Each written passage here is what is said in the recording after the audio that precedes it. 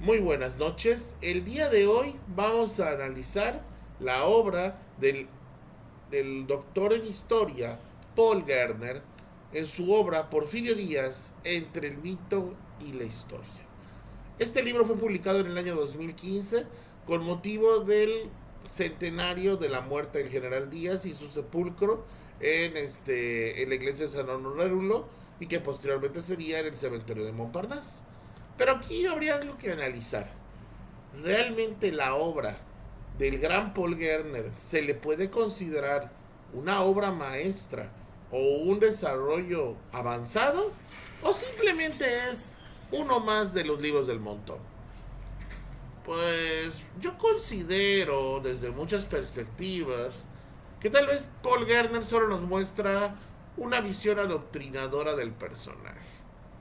Yo siempre lo he pensado, que a veces Díaz es más amado que lo de que debería. Yo desde varios análisis te puedo decir lo siguiente. He analizado el libro de Gerner y creo que es un libro bastante objetivo. No pretende adoctrinarnos, sino simplemente mostrarnos la realidad del siglo XIX y del mundo que le tocó vivir al general Díaz. Y bueno, para poder hacer eso, primero tendríamos que conocer qué pretendía el general Díaz y qué pretende Paul Gerner en su gran obra Porfirio Díaz entre el mito y la historia. Primero habría que analizar un detalle, el cómo veía el mundo en su época. Y habría que analizar que a diferencia de como hoy lo vemos, el mundo no se veía tan global como hoy lo entendemos. El mundo apenas estaba desarrollando después de la época independiente.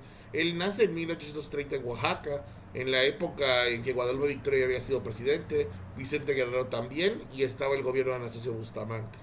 Época de grandes conflictos, época de grandes realidades, y la visión del mundo que tenía Díaz y muchos mexicanos era de que el mundo era muy amplio y muy difícil de conocer.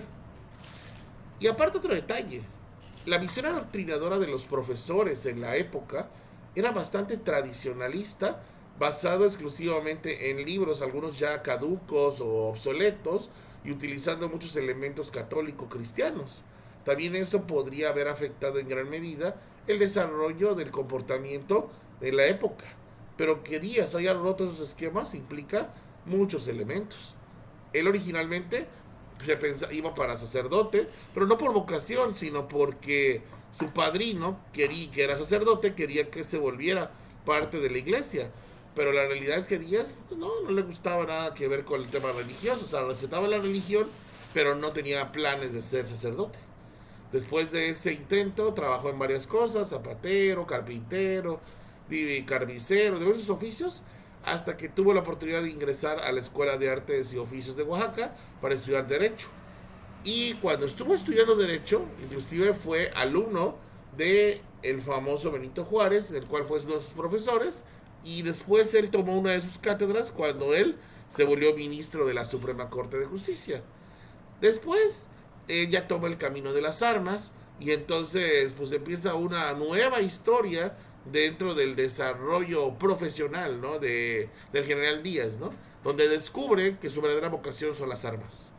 Ahora, independientemente de lo que se sabe de la historia del general Díaz, ¿cómo lo plantea Paul Gerner? Bueno, Paul Gerner nos plantea que la realidad es que era un hombre adelantado a su época, pero que también tenía ideologías muy del siglo XIX.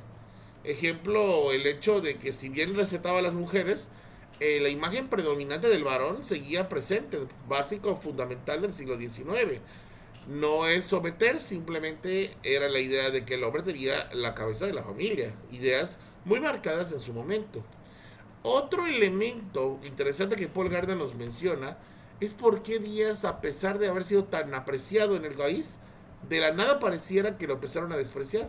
La realidad es que el problema fue el siguiente, y Gardner lo dice: no saberse retirar a tiempo, no saber diferenciar el momento correcto de haber cumplido con su ciclo de vida desde el punto de vista de la presidencia y dejarle esos poderes a otra persona. El problema es que cuando llega Madero a intentar tomar el poder, él se da cuenta del gran peligro que se puede volver. Y ese fue tal vez el gran error histórico que hace que se vea a Porfirio Díaz como un enemigo, también señalado por Paul Gerner. Paul Gardner también nos presenta una serie de imágenes interesantes dentro de su libro, que se los quiero mostrar. La tumba del general Díaz en el cementerio de Montparnasse, que yo visité en el 2017. Fotografías con doña Carmelita Romero Rubio. Por aquí tenemos también imágenes y daguerrotipos de la época. También tenemos imágenes de cómo se veía el general Díaz ya en esa etapa de la vejez, cómo se veía el ejército en el momento, cómo se veía la familia del general Díaz, y pues por ejemplo fotografías de cómo se veía como militar y la casa donde nació el general Díaz, que hoy es una escuela primaria en la ciudad de Oaxaca. O sea, de alguna manera nos ayuda a entender una realidad. El mundo desde la perspectiva Díaz, pero no mostrándolo como un superhéroe. Mucha gente piensa que yo por ser porfirista lo veo como un superhéroe. La realidad es que no. Yo acepto que tuvo muchos errores, muchísimos. Es más, esos errores son los que me agradan como personaje. Porque si fuera un hombre casi perfecto, no creería en él. Pero la realidad es que era un hombre tan lleno de defectos que hasta me identifico con él. Porque dicen que los grandes defectos hacen a los grandes hombres. Y yo coincido con ello. Porque si nosotros nos vamos en la idea fundamental de creer que el mundo está desarrollado bajo ideas retrógradas de pensar que Díaz es un héroe o un villano, entonces ya no cumplimos el protocolo del libro de Gardner. Por eso dice entre el mito y la historia. Es decir, la historia como base fundamental permite el desarrollo y el conocimiento de su obra. Mas no por eso lo hace un héroe o un villano, simplemente lo hace un hombre de carne y hueso de su época. Ahora, habría que ver que siempre va a haber detractores, por supuesto. Más los juaristas, a pesar de que él respetaba mucho a Benito Juárez, pero también hay que reconocer que tenía grandes errores como presidente. Como legislador es diferente. Como legislador, mis respetos. Igual podríamos hablar de Díaz militar y Díaz presidente, pero aquí nos interesa más desde el punto de vista presidente.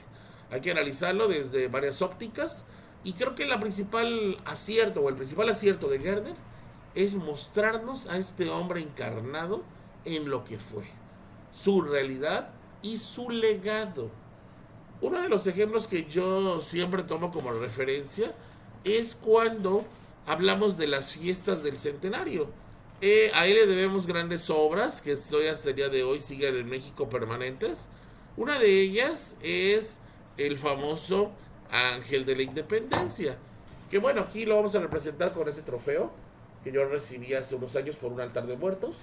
Simbólicamente nos representa la virtud alada, lo que significa realmente lo que era el Ángel de la Independencia, pero esta columna nos representa simbólicamente como un gran triunfo ante el mundo por los logros creados y desarrollados durante la independencia de lo que hoy sería nuestro país, México, o llamado el ombligo en la luna desde el punto de vista náhuatl.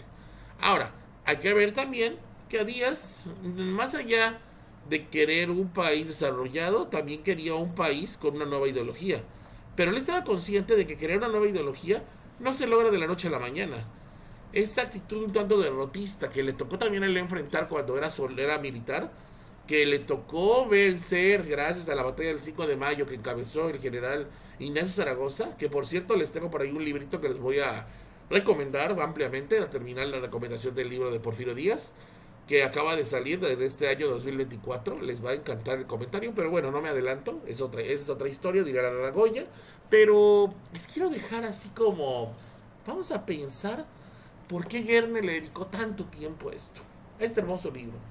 Yo lo leí ya 5 veces, yo llevo 5 veces leyendo el libro y lo leería otras veces más, 5 más, porque es un libro que le vas a encontrar siempre matices y claroscuros, maneras diferentes de ver la realidad. Pero creo que más allá de la realidad lo que tienes que ver es desde qué punto el mundo cambia desde varias perspectivas. Es decir, nosotros podemos decir estar a favor o estar en contra del personaje.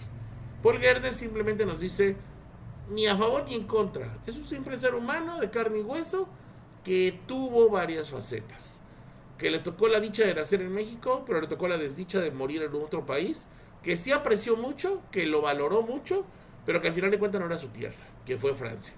Y bueno, De alguna manera, eso no quiere decir que el personaje se desvirtúe. Al contrario, eso nos habla de grandes avances y desarrollos hacia un personaje que podemos conocer. ¿Por qué? Porque si bien, mostrando esta imagen, París, Francia es hermoso, el hecho de que haya nacido en un país como México lo hace único. Porque nace en un país de tercer mundo y que hoy está en vía de desarrollo, pero aún así nunca cesó en su empeño por lograr la excelencia. Y bueno, ya para ir cerrando este momento clave de estudio y de análisis de lo que sería la obra de Paul Gerner, habría que plantearnos por qué Gerner hace una obra de este nivel. ¿Miedo? ¿Realidad? ¿O negocio? Yo considero, analizándolo, y una entrevista que tuve la oportunidad de escuchar de Paul Gerner, nos dice que realmente lo hizo para darle el papel que le corresponde en la historia al general Díaz. Sin tanto protagonismo exagerado, pero tampoco desvirtuándolo. Simplemente dándole el lugar que le corresponde. Y me gustaría cerrar con un análisis diciendo lo siguiente. Porfirio Díaz, un personaje de su tiempo del siglo XIX, que nace en 1830 en la ciudad de Oaxaca, en México, muere en París, Francia, en 1915, pero a pesar del tiempo y el espacio, sigue marcando precedentes. Y Paul Gerner nos da el referente adecuado para conocerlo. Así que si tienen la oportunidad de comprar este hermoso libro de la editorial Crítica, no duden en hacerlo, se los recomiendo ampliamente. Su amigo, el licenciado en Historia, Alberto Márquez Laborde, especialista en temas de porfiriato e intervención francesa, les recomienda ampliamente este libro. Y les deseo excelente noche. Hasta luego.